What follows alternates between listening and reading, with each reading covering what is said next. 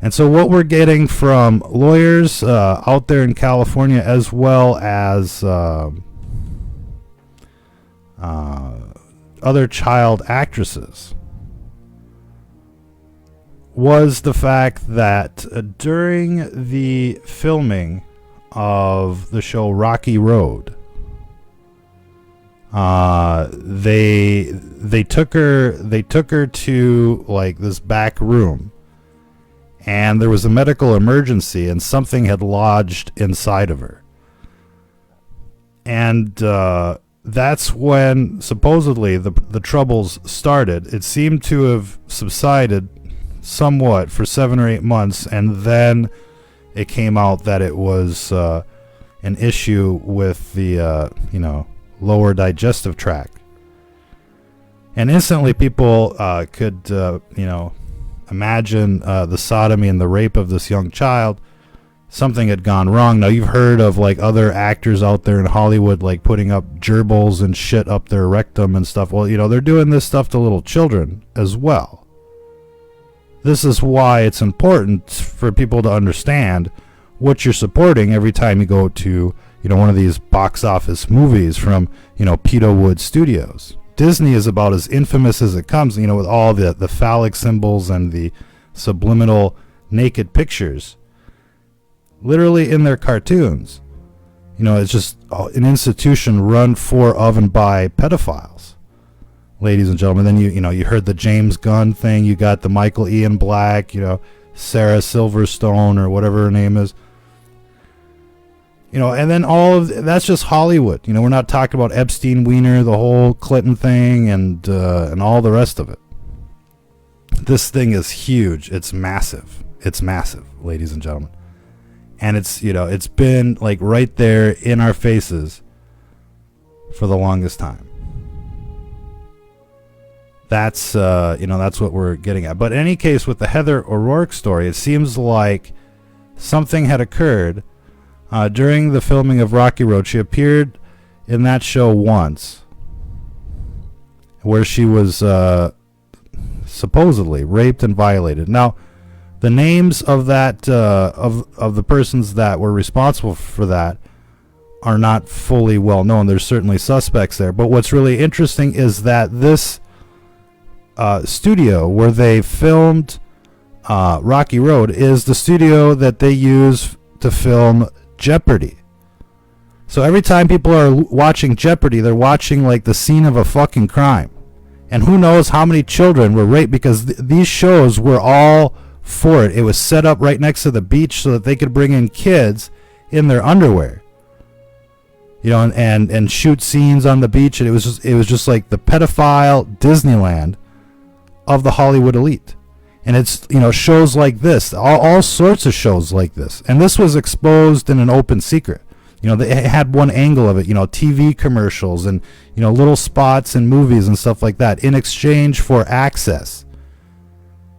And of course they would arrange so that the children would pretty much be there by themselves, and then the pressure would come. They would tell the children, look, you're in charge of your acting career.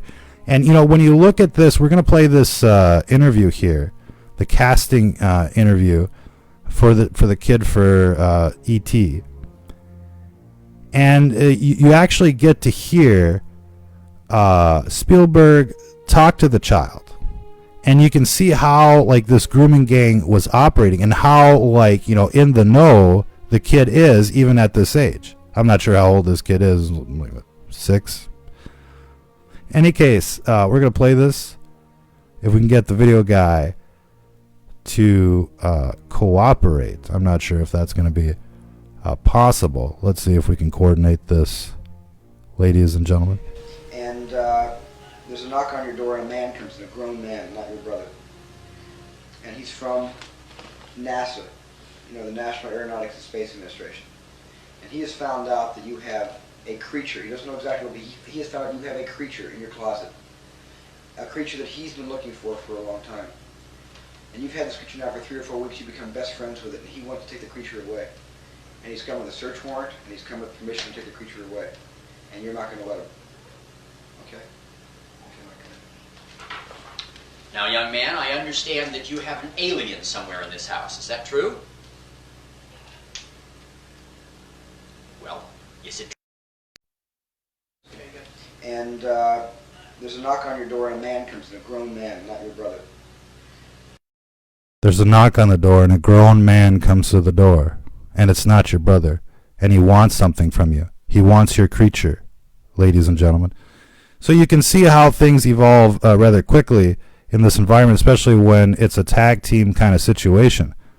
And you see how quickly, the child basically assumes the role. He automatically knows that his, stardom and everything, all his dreams are basically revolving around, this situation. Look how quickly the child goes from, normal to acting. You never can tell these days with the human robot, ladies and gentlemen. And the more I look at people, the more I look at things quite differently, but we're just not going to get into all of that right now. I'm going to stay focused on this horrific pedophile ring, watching a little bit of the grooming in action. And of course, the casting couch in these types of situations have always revolved on pay to play. And this is, known from start to finish. And the problem is much bigger than people think. People think it's just kind of like an isolated situation where it's just kind of like a few rogue crazy people grooming children. In fact, what we're learning here is that there's a large percentage of our society that grew up pedo and is raising their children pedo, ladies and gentlemen. And you're seeing, the push for the NAMBLA, you're seeing the push for, the socialism and the like from the very same people.